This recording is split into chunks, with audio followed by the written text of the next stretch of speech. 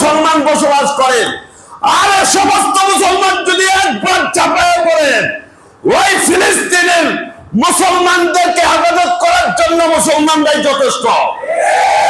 Israel নামক কোন রাষ্ট্র থাকবে না। আজ হোক কাল হোক পৃথিবীর মানচিত্র থেকে এই ইসরায়েল দেশ থাকবে না, থাকবে না, থাকবে না। ভাইরা আমার, এজন্য আমাদের প্রস্তুত থাকতে হবে। যদি আমাদের ভাইদেরকে লড়াই করে মুক্তি করতে হয়, কারা কারা তৈরি আছি? আল্লাহ তাআলা হাতগুলো কবুল করেন। আরো জোরে করে আমিন। আমাদের ফিলিস্তিনি ভাই মুসলমান ভাই বোনদের জন্য দোয়া করব। আমরা শুধু দোয়াই করে যাই, মিছিল করে যাই, কলিজাটা তাদের জন্য কান্দে। ওই দেশে যদি একটু যাইতে পারতাম, কথা কয় না। আমরা তো প্রত্যেক দিন ইফতারি করি, সাহারি করি, আর ওই মানুষগুলো এই রমজান মাসে নিজের জান কিভাবে বাঁচাবে, কোথায় ইফতার, কোথায় সাহারি, কোনো কিছুর খবর নাই। জাহান্নামের কীট ইসরায়েলের প্রধানমন্ত্রী এই রমজান মাস, রহমতের মাস, মাগফিরাতের মাস, নাজাতের মাস, এই মাসেও আমাদের মুসলমান ভাই বোনদেরকে ছাড় দেয় না। আর শাহজিমের মালিকের কাছে বিচার দিয়ে রাখলাম, আল্লাহ এই জাহান্নামের কীটের বিচার তুমি করবা।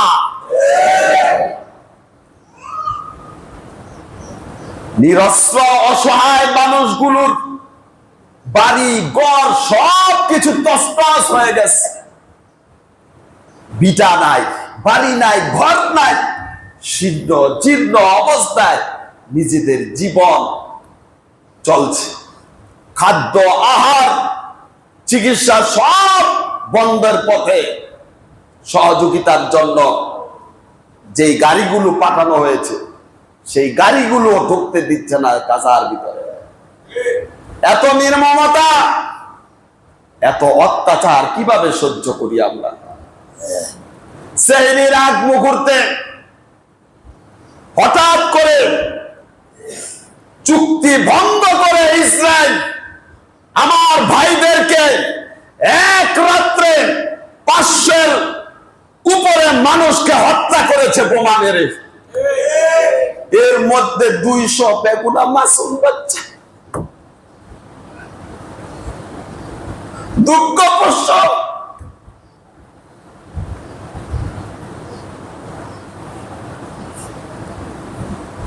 আরে চতুর্দিক দিয়ে আরব বিশ্ব, কোন সাউন্ড নাই, কোন প্রতিবাদ নাই।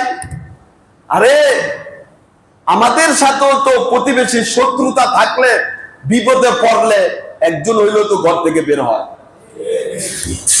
নিজেদের সিংহাসন মস্ত ঠিক রাখার জন্য তারাও জালেম হয়ে গিয়েছে। কতক্ষণ ঠিক কিনা?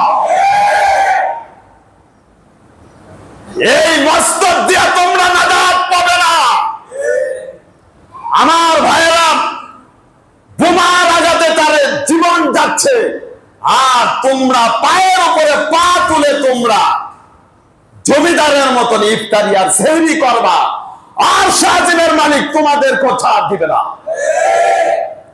আমরা বাংলাদেশ সরকারকে বলতে চাই, আমাদেরকে সেই দেশে পাঠানোর ব্যবস্থা করেন। দরকার হয় জিহাদ করব, আরো একবার বদরের মতন কারা কারা তৈরি আছেন। মুসলমান বাঁচলে গাজী, মরলে শহীদ। মরণকে মুসলমান ভয় পায় না, মরণকে একমাত্র মুনাফিক, নাস্তিক, মুরতাদ, কাফেররাই ভয় পায়। ইমানদার মুসলমানরা কোনোদিন মরণকে ভয় পায় না, তারা মরণকে জয় করতে শিখেছে। কথা কোন ঠিক কিনা? ভাইয়েরা আমার, নিজের মাতৃভূমিতে এখন থাকতে আর ভালো লাগে না।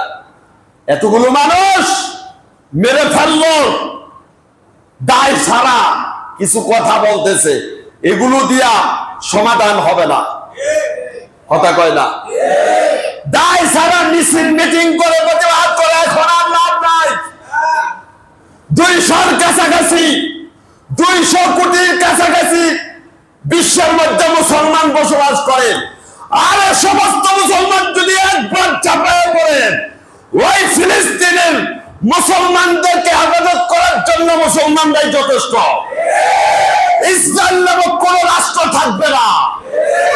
আজ হোক কাল হোক পৃথিবীর মানচিত্র থেকে এই ইসরায়েল দেশ থাকবে না, থাকবে না, থাকবে না। ভাইরা আমার, এজন্য আমাদের প্রস্তুত থাকতে হবে। যদি আমাদের ভাইদেরকে লড়াই করে মুক্তি করতে হয়, কারা কারা তৈরি আছি? আল্লাহ যদি হাতগুলো কবুল করেন, আরো জোরে কোন আমিন। ভাইদের জন্য খাস করে দোয়া করবো তো ইনশাআল্লাহ। আল্লাহ যেন তাদেরকে নাজাতের ব্যবস্থা করে দেন। আরে হুজুর সাল্লাল্লাহু আলাইহি সাল্লামের জামানায় মুনাফিক ছিল ইহুদিরা। আল্লাহ রাসূলের সাথে যেমনি ভাবে ওই ইহুদিরা চুক্তি ভঙ্গ করেছিল, ঠিক তেমনি ভাবে ইসরায়েলের প্রধানমন্ত্রী ইহুদি তিনিও চুক্তি ভঙ্গ করেছে। তার মাঝে আর 1400 বছরের ইহুদিদের মাঝে কোনো পার্থক্য নাই। কাফেরদেরকে বিশ্বাস করা যাবে না। যাবে যখন যাবে, তারা হচ্ছে জাহান্নামের কীট। তার সাথে হাত মিলিয়েছেন আমেরিকার প্রেসিডেন্ট ডোনাল্ড ট্রাম্প। কথা কোন ঠিক কিনা? তাদের এই ইশারায় এত বড় আসপর্দা দেখিয়েছে ইসরায়েল। আমেরিকাকে ছাড় দেওয়া হবে না। কোন রাষ্ট্রের প্রস্তাব ইহুদি নাসারা বাংলাদেশ সারা বিশ্বের মুসলমানদের সাথে, তাদের সাথে আর কোনো আপোষ নাই। তারা চুক্তি করে চুক্তি ভঙ্গ করে। কাফেরদের বিশ্বাস করা যাবে? যাবে না। ভাইরা আমার, আমাদেরকে যেন আল্লাহ হেফাজত করেন।